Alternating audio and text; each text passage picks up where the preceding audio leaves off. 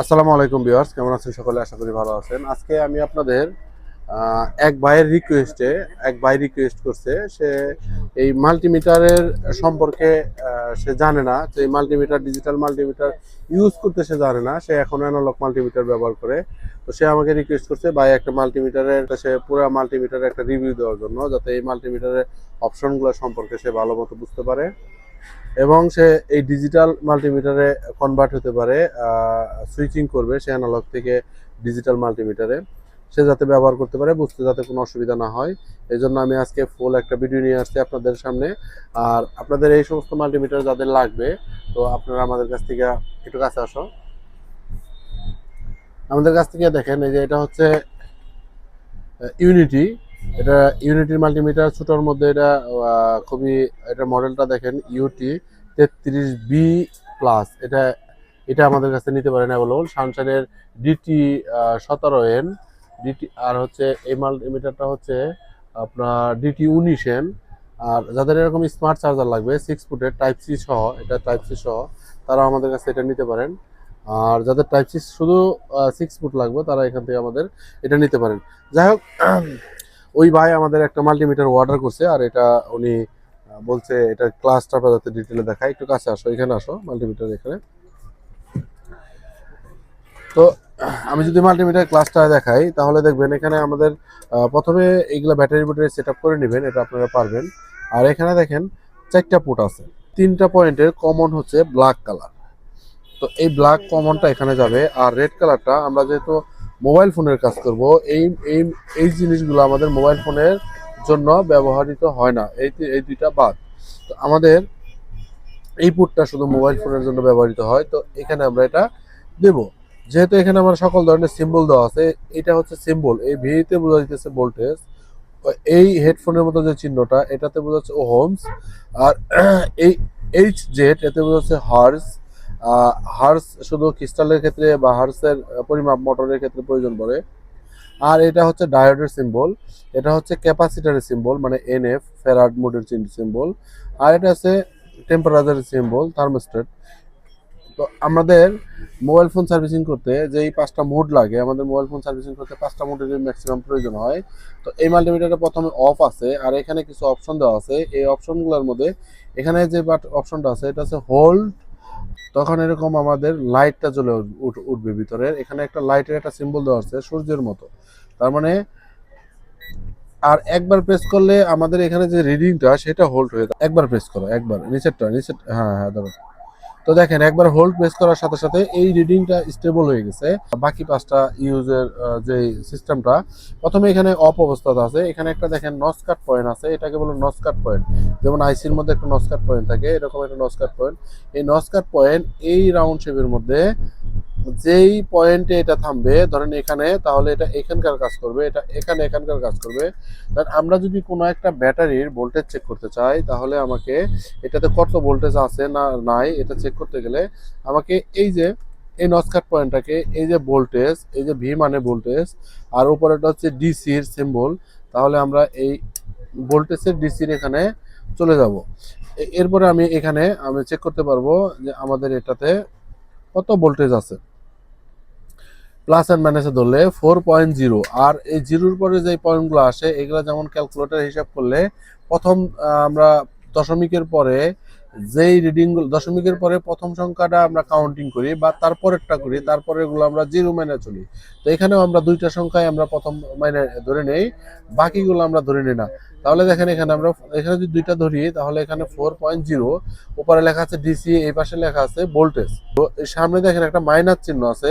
এই মাইনাস চিহ্নর অর্থ, আমরা যে স্লটটা ধরছি রেড কালারটা আমাদের পজিটিভ, আর এটা হচ্ছে নেগেটিভ। তো এটা যখন মাইনাস চিহ্ন আসবে, তাহলে বুঝতে হবে আমরা ব্যাটারির উল্টা সাইডে ধরছি, প্লাস ধরিতে পারি নাই, মাইনাসের জায়গায় প্লাস ধরছি, প্লাসের জায়গায় মাইনাস। তো এখন আমরা চেঞ্জ করে দিলাম, দেখেন ওই ভোল্টেজ সেম আছে, কিন্তু সামনের মাইনাস চিহ্নটা নাই। এভাবে আমরা একটা ব্যাটারির ভোল্টেজ পরিমাপ করতে পারি। আচ্ছা, এটা গেল ডিসি মোড। আর বাকি যে মোডগুলো লাগে আমাদের এখানে, ডায়োড মোডে আমরা জি এর ভ্যালু চেক করি, ওহমস মোডে আমরা একটা রেজিস্টর ভ্যালু চেক করি, আর ফ্যারাড মোডে আমরা হচ্ছে একটা ক্যাপাসিটর ভ্যালু চেক করি, আর কন্টিনিউটি মোডে আমরা একটা সেম লাইন চেক করি। এখানে দেখেন, প্রথমে আমরা এই নচকাট পয়েন্টটাকে এখানে নিয়ে গেলাম, নিয়ে যাওয়ার পরে এখন আমরা সর্বপ্রথম আসি কন্টিনিউটি মোডে। কন্টিনিউটি মোড যখন আসবে তখন এখানে একটা স্পিকারের মতো সিম্বল আসবে, আর দুইটা এই টাচ করার সাথে সাথে আমার এই মাল্টিমিটার একটা বিপ সাউন্ড দিতে থাকবে। দেখেন একটা বিপ সাউন্ড দিচ্ছে। এই বিপ সাউন্ড যখন দিবে তাহলে আমরা এইভাবে আমরা সেম লাইন চেক করতে পারি। ধরেন আমরা একটা মোবাইলের মাদারবোর্ড নিলাম, মাদারবোর্ড নেওয়ার পরে আমরা একটা পয়েন্টে ধরলাম, আর একটা পয়েন্টে যখন আমরা এই সেম পয়েন্টে ধরবো তখন বিপ সাউন্ড করবে। যেমন এটা গ্রাউন্ডের সাথে সংযুক্ত আছে, তাহলে আমরা সেম লাইন চেক করে নিলাম। এরপর আমরা চেক করবো হচ্ছে সিলেক্ট। এইখানে যে সিলেক্ট অপশনটা আছে, এখানে 1 2 3 4টা মোড একই জায়গায় দেওয়া আছে। তো এক একটা মোড চেঞ্জ করতে গেলে আমার সিলেক্ট বাটনে যেতে হবে। দেখেন আমি প্রথমে ছিলাম প্রথমে ছিলাম দেখেন কন্টিনিউটি মোডে, নেক্সট সিলেক্টে আমরা চলে আসছি ডায়োড মোডে। এটা হচ্ছে ডায়োডের সিম্বল। পরের বারে যেতেছি আমরা এনএফ মোডে, এরপরে যেতেছি আমরা ওহমস মোডে। এই ওহমস হচ্ছে রেজিস্টরের একক, আমরা রেজিস্টর চেক করার জন্য। আর রেজিস্টরের ভ্যালু চেক করার জন্য আমরা সেম লাইনে এখন এই স্পিকার, এটা কন্টিনিউটি মোড, এটা আমরা চেক করে নিছি। এরপর আমরা হচ্ছে জিআর ভ্যালু চেক করার জন্য, যখন আমরা জিআর ভ্যালু চেক করি তখন আমাদের রেড কালারটা অবশ্যই গ্রাউন্ডে ধরতে হবে, আর ব্ল্যাক কালারটা ওই পয়েন্ট, ওই ক্যাপাসিটার বা ওই রেজিস্টরের ভ্যালু যেখানে আমরা চেক করব সেই পয়েন্টে ধরতে হবে। এখানে দেখাচ্ছে 663, আবার আরেকটাতে ধরি 443, তাহলে এটা হচ্ছে গ্রাউন্ড রেজিস্ট্যান্স। এই ডায়োড মোডে আমরা জি আর ভ্যালু, জি আর মানে গ্রাউন্ড রেজিস্ট্যান্স, এটা গ্রাউন্ড রেজিস্ট্যান্স চেক করি। এরপর আমরা যদি কোনো একটা রেজিস্টর ম্যাপে দেখাই, এখানে দেখেন ওহমস, এটা এম মানে মেগা হোমস, কে মানে কিলো হোমস, আর শুধু হোমস আসলে শুধু হোমস। আমরা একটা রেজিস্টর ম্যাপে দেখাই যে তার ভ্যালু চেক করবো রেজিস্টরগুলা। আমরা একটু বড় সড়ো রেজিস্টার দেখবো যেটা আমাদের মাপতে সহজ হয়।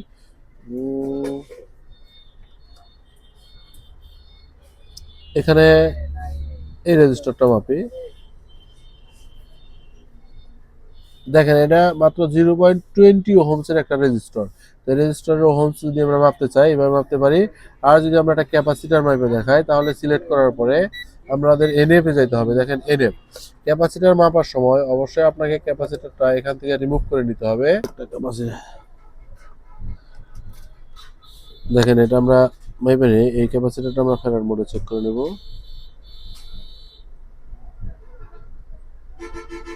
দেখেন এখানে লেখা আছে কত ক্যাপাসিটার, একটু সময় নেবেন, 19 ইউএফ মানে 13 11, আমার ধরার বেশ কম, এরকম কম আপ ডাউন হইতেছে।